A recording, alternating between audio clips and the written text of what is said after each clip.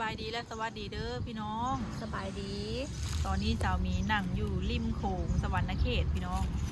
มือนี้เข้ามาในเมืองกับน้องสาวเนาะน้องตุเกียวแล้วก็กับน้องโน่เข้ามาธุระของสาวมีนี่แหละพี่น้องมาติดต่อเกี่ยวกับการเฮ็ดบัตรสปอร์ตเนาะสาวมีก็เตรียมเอกสารเป็นใบคำร้องยื่นทำบัตรผ่านแดนเนาะหรือว่าหนังสือเดินทางอะไรพาสปอร์ตเนาะนี่อันนี้ก็คือหนังสือที่เฮากรอกเอกสารเรียบร้อยเนาะนี่คือลายมือน้องสาวเด้อน้องตุเกียวพี่น้องหลังจากที่ให้นายบ้านประทับตาให้ลายเซ็นเรียบร้อยแล้วเฮาก็เอาไปยื่นที่สัมมโนครัวหมดทุกหน้าเลยนี่เนาะอันนี้สามีก็ก๊อปปี้มาเรียบร้อยแล้วนี่พี่น้องวันนี้เนาะวันนี้ก็ได้มายื่นอยู่สำนักงานห้องการที่เพิ่นแล่นบัตรสปอร์ตนี่แหละเช้านี้เนาะคนหลายพี่น้องเว้ยสามีคิดว่าคนที่บ่หลายแล้วเนาะสามีก็เลยตกลงเพิ่นว่าเอา5 วันพี่น้อง5 วันนะราคา3,200,000หลังจากนั้นเพิ่นก็กรอกเอกสารเนาะกรอกเอกสารเอารายชื่อเรียบร้อยแต่ว่าต้องมีปุ๊บของเก่าไปนำพาสปอร์ตเก่าไปนำความผิดพลาดก็เกิดจากสามีเองพี่น้องเพราะว่าหน้าจำนะมันใกล้สิเบิดแล้วเนาะสามีแลไปบ้านนะกับบ้านดูช่วงนั้นนะไปยื่นเฮ็ดวีซ่าแล้วเอาเล่มตัวใกล้สิเบิดนี่แหละไปเฮ็ดแล้ววันนี้แหละรอกะเป็นเดือน2 เดือนเนาะช่วงนั้นผัดสามีกับบ้านดูจำเข่าแล้วมันเบิดหน้าไว้นะแล้วพอดีทางกรมแรงงานเพิ่นโทรหาให้เขาไปกรมแรงงานให้ไปรับเอกสารเพื่อไปต่อวีซ่าอยู่จังหวัดหนองคายเนาะวันนี้มันเบิดหน้าจำพี่น้องสามีก็เลยเอาเล่มใหม่นั่นแหละเอาไปยื่นเนาะไปยื่นที่หลังมันเลยมีปัญหาที่นี่นะทางห้องการเพิ่นว่ามันบ่ได้ว่าถ้าจะมีเล่มล่าสุดเจ้าก็ใช้เล่มล่าสุดไปเลยเนาะถ้าเจ้าเฮ็ดใหม่เจ้าก็สิได้คือเล่มล่าสุดของเจ้านี่แหละมันจะมีข้อมูลเก่าก็คือสรุปแล้วนะ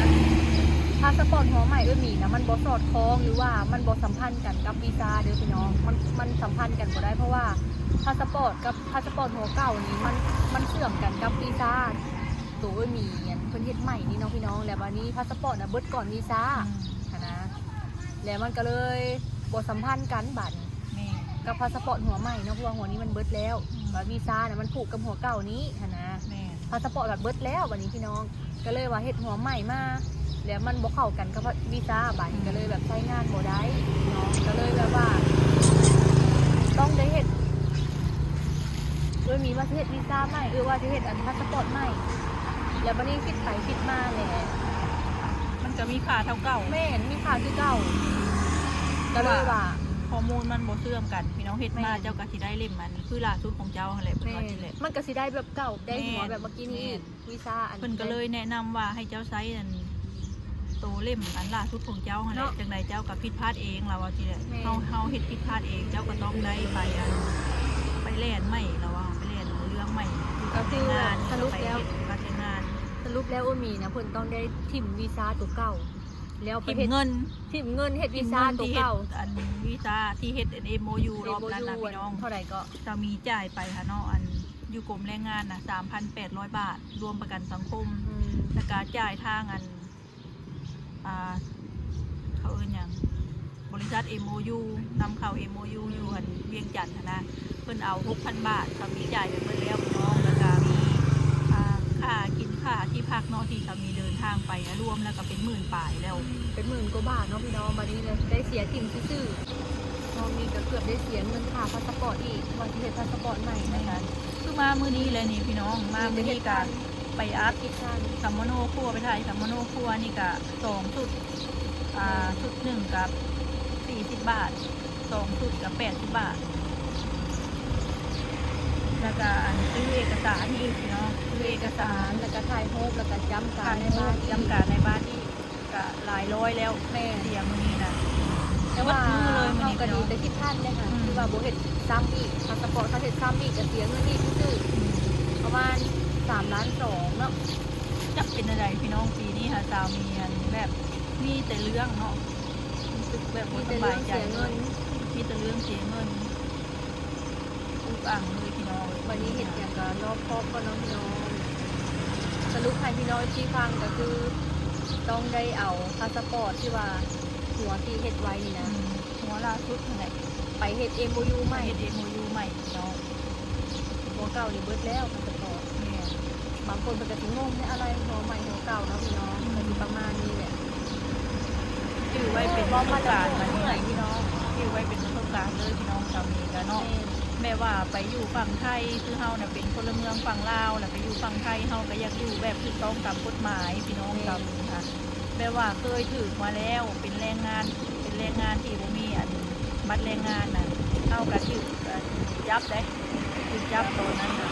ลากเลยพี่น้องวันนี้เฮาไปทำงานเฮาก็อยากทำงานแบบถูกต้องตามกฎหมายอยู่แบบสบายใจเนาะ ถ้าว่าหัวเก่ายังบ่เบิดพาสปอร์ตหนังเฮ็ดใหม่เด้อพี่น้องเดี๋ยวจะมีปัญหาคือไอ้หนีเนาะไปเฮ็ดมารอไว้ทั้งทีหัวนี้ยังบ่เบิดหัวเก่ายังบ่เบิดนะแล้วมันบ่สัมพันธ์บ่เสื่อมกันกับวีซ่าแล้วก็ MOU นะแต่บัดนี้ได้ที่ MOU ไหม เล่มนี้ก็ได้มาเป็น10 กว่าปีแล้วเนาะผมว่า48 หน้าพี่น้องเพราะว่าช่วงนั้นนะเราไม่ได้ออกข่าวลูกมาออกข่าวลูกช่วงที่สร้างบ้าน สร้างบ้านแล้วก็ช่วง2 ปีที่ผ่านมาเนี่ยออกข่าวลูกเนาะประเทศไทยนาจำเนี่ยมันเบิดไวแล้วก็ประจวบเหมาะกับอันบัตรแรงงานนะมันเบิดเกตประมาณวันที่13 กุมภาเนาะวันนี้ก็มาตั้งใจที่มาเฮ็ดพาสปอร์ตเนาะพี่น้องก็ได้เรื่องได้ราวตามที่เรามีเล่าสู่ฟังเลยเนาะบ่ได้เฮ็ดมื้อนี้พี่น้องเลยเฮาก็เข้ามาสวรรค์เขตนะเบิดมื้อเลยมื้อนี้ค่ะตอนนี้ก็ประมาณ3 โมงแล้วน้องๆก็พาเอื้อยมาพี่น้องสามีก็อุ้ยน้องเมื่อยเนาะเหาะเลยพี่น้องเลยแบบว่าเฮาแบบบ่ฮู้ว่าเพิ่นย้ายเข้ามาสวรรค์เขตแล้วก็กลับไปเซโนอีกกลับไปกลับมาแล้วก็ไปเส้นในบ้านอีกหัวหมุนเลยเฮาลองมาเล่นเองอะนะ